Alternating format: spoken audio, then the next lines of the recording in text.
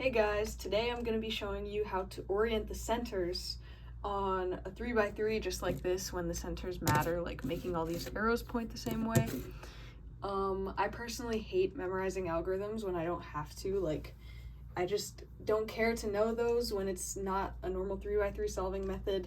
So I figured I would show you guys. This is something that I had looked up before because I wanted to know how to solve the Fisher cube without memorizing extra algorithms for the parities. And because as you can see, the orientation matters here on this centerpiece. And I couldn't find anything, but I ended up coming up with a way to do it. So I just wanted to show you guys, just in case anybody else is like me and doesn't want to memorize anything. So first I'm going to scramble it up.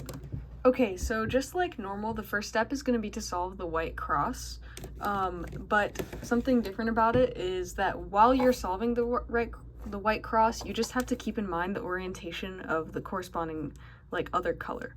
So for example, if I want to put in this piece right here into the white cross, first of all, I have to make sure that it lines up with this, which like at this stage, it's really easy to do that. You know, just flip it and now it's in. And then also when I'm lining it up with the orange down here, I'm gonna wanna make sure that the orange is facing the right way too. So basically just repeat that for all of them. I'll show you how to do this one. And here's a stage where I'm gonna show you a trick to do this.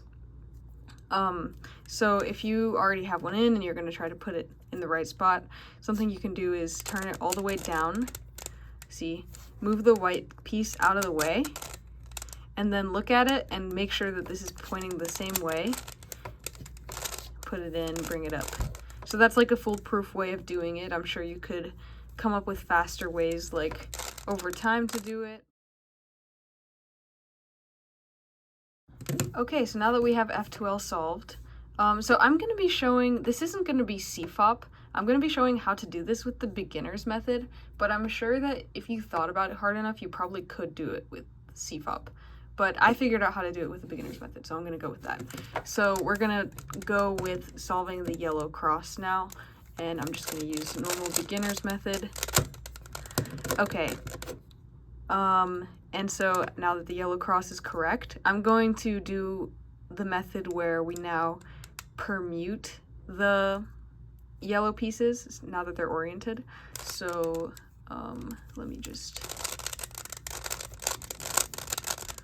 okay, so yeah, in this case I got lucky and all the arrows are pointing the right way, in which case if you solve it from here then it will just all be right. So let me show you. Okay, so as you can see, after solving it, they're all right. But there is an extra outcome that could happen where the yellow arrow does a 180 turn, so I will show you how to fix that real quick. Okay, so if after you permute the yellow cross, you notice that this arrow is flipped 180, then when you solve it, it's still going to be flipped 180 and incorrect. So I can show you real quick how to fix that. The algorithm that I personally used to permute the yellow cross was this one. So I'm gonna do it real quick to undo it. Okay, now it's undone. And we know at this point that if we were to do the algorithm a couple more times, then we would just end up in this exact same position. But we don't want that because when we permuted the edges, if you think about it, we permuted them incorrectly because that was what we had control over, not the orientation of the center. So instead of repeating the algorithm, which would work in theory if I did it a few times, I'm just gonna make one little turn. So now I can do the algorithm once and it will be permuted again, but this time it's gonna be permuted correctly, if that makes sense. Because of the fact that rather than repeating it, I made a turn that would allow me to just do the algorithm again.